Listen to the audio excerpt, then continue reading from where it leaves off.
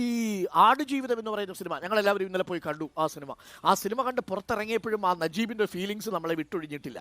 നമ്മൾ ഈ ഈസ്റ്റർ ദിനത്തിൽ നജീബിൻ്റെ സിനിമയിലെ ഒരു പാട്ട് വായിച്ചുകൊണ്ട് തുടങ്ങിയാലോ? പെരിയോരെ നമുക്ക് ആ പാട്ട് നമുക്ക് ഫ്ലൂട്ടിൽ വായിക്കും. നമ്മുടെ കലാകാരൻ്റെ പേര് ഒരിക്കൽ കൂടി ഒന്ന് പറഞ്ഞോളൂ. ഞാൻ ഈ വാർത്ത പറയുന്നതാണെങ്കിൽ പേരങ്ങ് മറന്നുപോയി.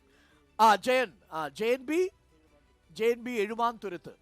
നമുക്ക് ഇന്നത്തെ ദിവസം മറ്റു വാർത്തകളിലേക്ക് വിശേഷങ്ങളിലേക്ക് കടക്കുന്നതിന് മുമ്പ് ആടുജീവിതത്തിൽ റഹ്മാന്റെ മനോഹരമായ സംഗീതത്തിൽ നമ്മൾ കേട്ട ആ പാട്ടിൻ്റെ ഈണം ഫ്ലൂട്ടിൽ വായിക്കും അല്ലേ? അപ്പോൾ നമുക്കത് വായിച്ചു നോക്കിയാലോ? റെഡി? നമ്മൾ ശ്രമിച്ചു നോക്കാം. പെരിയോരെ എന്നുള്ള പാട്ട്, ആ ഫീലുണ്ടല്ലോ, ഇപ്പോഴും നമ്മളെ വിട്ടുപോവാത്തൊരു ഫീലായി തന്നെ നിൽക്കുന്നു. മലയാളത്തിൽ അടുത്ത കാലത്ത് ഇറങ്ങിയ ഏറ്റവും മികച്ച ചിത്രങ്ങളിൽ ഒന്നാണ് ആടുജീവിതം എന്ന കാര്യത്തിൽ സംശയമില്ല. ബെന്യാമിൻ്റെ എഴുത്തിനോടും നജീബിൻ്റെ ജീവിതത്തോടും നീതി പുലർത്തിയ സിനിമയാണ് എന്നുകൂടി ഒരിക്കൽ കൂടി പ്രേക്ഷകരോട് പറയണം. അപ്പോൾ നമുക്ക് ആ ഒരു ഈണം കേട്ടു തുടങ്ങാം അല്ലേ? ശരി.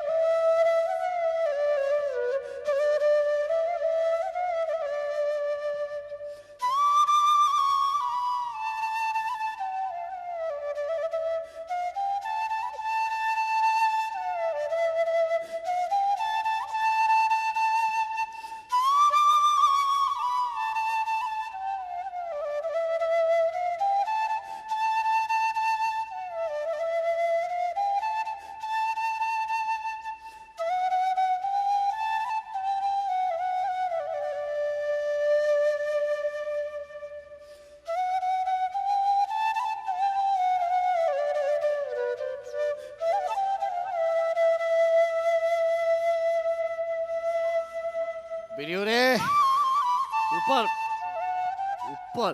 ആ സിനിമ കാണുന്ന, ആ സിനിമയിൽ ആ പാട്ട് കേൾക്കുന്ന അതേ ഫീലാണ്. അപ്പോൾ സിനിമ കണ്ടവർക്കാണ് ആ പാട്ട് കുറച്ചുകൂടി ഫീൽ ചെയ്യുക. ആ ഈണം കഴിയുന്നതോടുകൂടി നമ്മളൊരു പ്രത്യേക മാനസികാവസ്ഥയിലേക്ക് കടന്നു പോകും എന്നുള്ളതാണ്.